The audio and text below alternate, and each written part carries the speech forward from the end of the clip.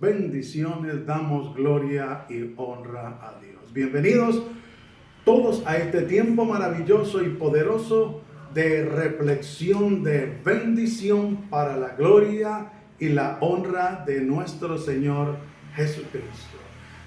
Vamos a continuar con este tema sumando y no restando, que ha sido de gran bendición para la gloria y la honra de Dios.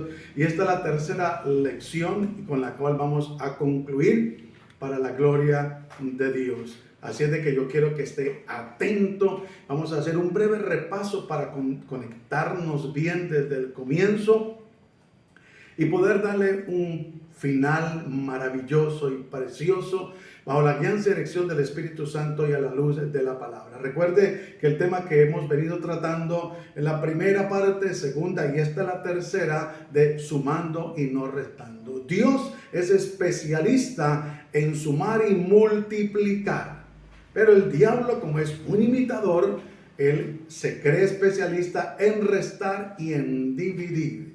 Por eso es importante que nosotros entendamos que tenemos que tener un crecimiento total para la gloria y la honra de Dios.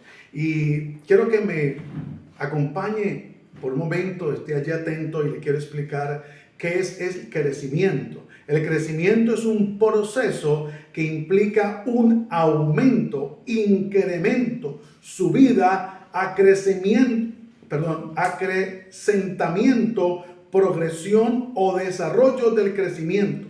Puede ser físico, espiritual, poblacional, personal, etc. Gloria a Dios. Entonces, es un crecimiento total, un crecimiento en conjunto que debe de haber en nosotros. Y hemos tomado, segundo carta al apóstol Pedro, el capítulo 1, del versículo 5 al 10.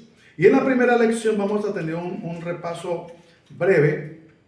Miramos que debemos de ser diligentes para la gloria y la honra de Dios. Y una persona diligente es aquella que a veces no necesita mandársele ni siquiera una vez a hacer algo, sino que es una persona activa. Una persona que es consciente y que sabe, es sabedor, que la Biblia dice que aquel siervo que hace únicamente lo que se le manda hacer es un siervo inútil. Entonces la persona diligente no quiere ser un inútil, sino quiere ser una persona útil. Aunque algunos lo critican de regalado, pero él sabe que no es así. Él sabe que es una forma diligente de hacer las cosas en la congregacional, en lo ministerial, en lo familiar, en lo social, en lo laboral, en todas y cada una de las áreas que le competen en la vida de esa persona diligente. Y miramos también que necesitamos para la gloria y la honra de Dios no solamente ser diligentes, sino que tenemos que también ser esas personas con conocimiento, que tengamos el conocimiento. Pero antes de pasar allí a la diligencia, yo quiero que para repasar ahí brevemente en Proverbios capítulo 12, versículo 23 al 24, le daré el versículo 23, dice: la mano de los diligentes señoreará, o sea, gobernará o liderará, mas la negligencia será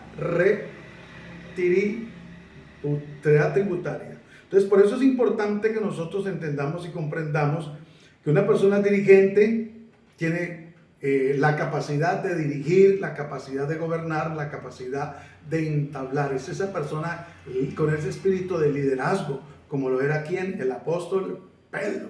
Que él siempre quería: Señor, si eres tú, manda que yo camine sobre el mar. Y él siempre quería estar allí. Yo no te negaré. Y él siempre estaba allí. Sacó la espada cuando Jesús fue arrestado y le bajó la oreja a aquel hombre, a Malco. Y bueno, ese era tremendo hombre diligente. Pero también tenemos que ser personas de conocimiento, adquirir conocimiento de la palabra de Dios bajo la guianza y dirección del Espíritu Santo. Por eso la Biblia nos recomienda en Oseas capítulo 4, verso 6, la primera parte, dice: mi pueblo fue destruido porque le faltó conocimiento.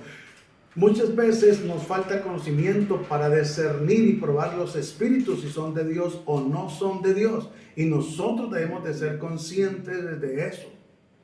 Nosotros debemos de saber a quién escuchamos, saber cuando un predicador nos está hablando en verdad de parte de Dios, nos está dando un mensaje de alerta, nos está exhortando, consolando, edificando.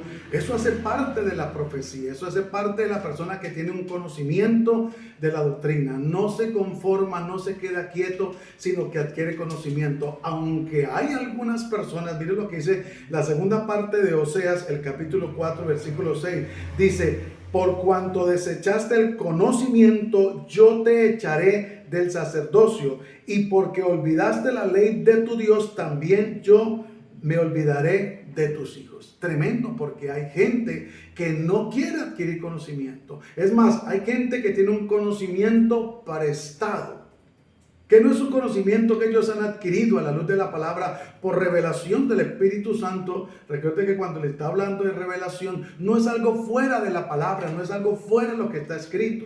No. Es poder entender que la palabra sea revelada en nuestro espíritu y podamos entender la palabra para la gloria y la honra de Dios. Entonces, se es quitado ese velo a la persona, aunque el velo ya fue quitado, pero hay personas que aún tienen ceguera espiritual. Y por eso ellos leen y no entienden. Y eso pasaba con el pueblo de Israel. Y por eso el Señor Jesús les hablaba en parábolas. Y por eso el Señor Jesús les dijo a los discípulos: vosotros tal vez también sois faltos de entendimiento, cuando le preguntaban qué significaba una parábola. Seguimos. Nosotros también tenemos que ser diligentes, tener conocimiento, pero tener también un crecimiento en la fe. Recuerde que la fe es una sola, pero tiene derivados, que es la fe natural, la fe como don y la fe como fruto. Entonces es importante que nosotros de la fe natural pasemos a la fe como fruto. Recuerde que los frutos los encontramos en Gálatas 5:22 y allí está la fe, pero también tenemos que tener la fe como don. Y es allí donde dice la palabra de Dios que si tienes fe como un grano de mostaza, dirías a esa montaña: pásate desarráigate, y va a acontecer. Entonces siempre debemos de nosotros desarrollar la fe. Mire, la palabra del Señor nos dice que pondremos las manos sobre los enfermos y sanarán. Y se ha escuchado y se ha practicado de que de pronto al orar usted por una persona que tenga cáncer, de pronto en el momento no vaya a ser sana, por ejemplo. Pero se empieza como aconteció con la suegra de Pedro, que tenía una fiebre y el Señor Jesucristo la sanó. A veces se puede empezar a orar por algo, entre comillas, pequeño, pero que es de gran precio delante de Dios, y empezar a crecer, a creerle a Dios, a desarrollarse la fe, a clamar por liberación, y Dios empieza a usarnos y vamos teniendo desarrollo. Entonces, diligencia, conocimiento, fe, pero a esa fe tenemos que añadirle virtud. Recuerde que eso se encuentra allí en la segunda carta de Pedro, el capítulo 2, versículos 5 al 10. Yo le estoy dando un breve repaso de la primera enseñanza, de la primera reflexión de bendición. Y esa virtud se encuentra en Filipenses, y por eso dice Filipenses: en esto pensad, en todo lo bueno, todo lo puro, todo lo amable, todo lo que es de buen nombre, si hay virtud alguna, si hay algo digno de alabanza, en esto pensad. Una persona virtuosa tiene la capacidad de tener muy buenos pensamientos, de ser muy entendida para la gloria y la honra de Dios. Pero también debemos de añadirle esa sabiduría, ese conocimiento de lo alto. Y en Proverbios capítulo 2, versículo 1 al 5, como es un breve repaso, yo solamente le voy a leer un versículo. Dice: entonces entenderás el temor de Jehová y hallarás conocimiento de Dios. Recuerde que hay una sabiduría que es de lo alto, pero hay una que es animal, terrenal y diabólica, que es en la que tenemos que tener cuidado nosotros y no dejarnos confundir y adquirir la sabiduría de lo alto, que es primeramente buena, pura y amable. Y luego entonces, esa fue la primera parte que vimos de reflexión de bendición, y la segunda parte de sumando y restando, de sumando y no restando, en 2 de Pedro 1, capítulo 1, versículos 6 y 7 dice: al conocimiento, dominio propio. Entonces, ya teniendo el conocimiento, le vamos a adquirir dominio propio. Y el dominio propio dice aquí en 2 Timoteo capítulo 1, versículo 7: porque no nos ha dado Dios espíritu espíritu de cobardía. O sea, no nos podemos acobardar, atemorizar ante ninguna situación, porque Dios no nos ha dado espíritu de cobardía. Dice, sino de poder. Recuerde que nosotros recibimos poder y recibiréis poder cuando haya venido sobre vosotros el Espíritu Santo y me seréis testigos. Nosotros somos testigos del poder de Dios. Entonces, cuando nosotros recibimos a Cristo, recibimos las promesas, las arras del Espíritu. Pero al pasar el tiempo en la búsqueda de Dios, en la llenura de Dios, de su palabra, el Espíritu Santo empieza a crecer en nosotros. Entonces, por eso nosotros debemos de entender que debemos de poner en práctica el dominio propio. El dominio propio, la templanza, es una virtud que todo creyente puede modelar en su vida. El Espíritu Santo es el dador de esta virtud. El poder del Espíritu Santo puede ayudar a vencer la tentación para no caer en pecado y así continuar haciendo la voluntad de Dios. Mire, recuerde que nosotros tenemos luchas, nosotros tenemos debilidades, hay pruebas, hay tentaciones, pero nosotros debemos de usar el dominio propio. Aquí dice, porque no nos ha dado Dios, ya nos dio, no nos dio espíritu de cobardía, sino de poder, de amor y de dominio propio. O sea que si al presentarse la tentación, ¿qué hemos de hacer? ¿Decir qué? No. Como dijo José, ¿pecaría yo contra mi Dios? Decirle no. Que si vino una situación, debemos de actuar con dominio propio. Hay situaciones que ameritan, a veces, con carácter pararnos ante la situación, porque el diablo es bien atrevido muchas veces, pero el dominio propio debemos de tenerlo y ejercerlo. Pero también luego, después del dominio propio, tenemos que añadirle ¿qué? Paciencia. Y a veces no somos pacientes, a veces somos lo contrario, que es impacientes. Por ejemplo, si vamos a consultar algo por internet y le damos clic y de pronto está lento en internet y como no carga la página, le damos clic 2, 3, 4, 5 veces y se va a demorar mucho más porque creemos que al darle más clics seguidos es más ligero y es lo contrario.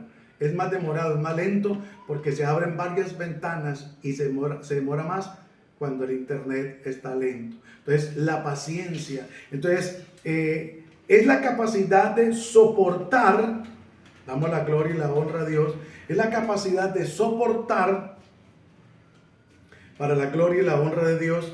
Y debemos de entenderlo en el nombre glorioso de Cristo Jesús, que es la capacidad de soportar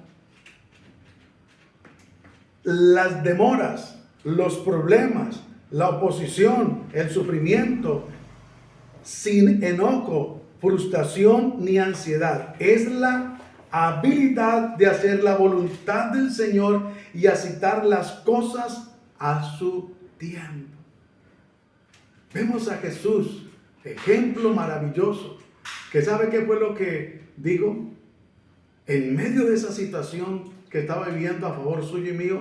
Dijo, Señor, cuando iba a ir a la cruz, dijo, Señor, si es posible, pasa de mí esta copa, pero que no se haga mi voluntad, sino la tuya. La paciencia nos lleva a saber esperar, a saber aceptar la voluntad de Dios, a saber entender la respuesta que viene de parte de Dios y asimismo poder nosotros regocijarnos. Porque recuerde que no todas las oraciones tienen la respuesta en el momento indicado. Ni a todas las oraciones Dios le va a decir que sí. Sino que nos va a tocar que esperar pacientemente. ¿Quién dijo eso? El salmista dijo, pacientemente esperé a Jehová y Él se inclinó a mí. Y es importante que nosotros podamos entender y comprender para la gloria y la honra de Dios que la paciencia es importante en nuestra vida. Pero también vimos que es necesario tener piedad. Y tener piedad es tener una vida muy devota para Dios. La piedad es una conciencia de Dios en todo lo que hacemos y decimos. O sea, la piedad es, haga de cuenta, el segundo mandamiento que la palabra de Dios nos dice: amarás al Señor tu Dios con todo tu corazón y con toda tu alma. Ese es el primer mandamiento. Pero el segundo es: amarás a tu prójimo como a ti mismo.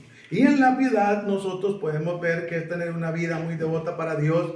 La piedad es una conciencia de Dios en todo lo que hacemos y decimos. Bueno, también otras cualidades es el afecto fraternal. El afecto fraternal en nuestra vida es muy importante.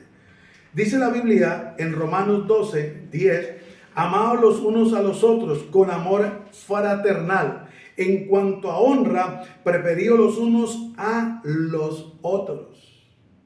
Eso hace el amor fraternal. Recuerde que dice la palabra del Señor que nosotros debemos de amarnos. Que si yo digo que amo a Dios y no amo a mi hermano, soy un mentiroso.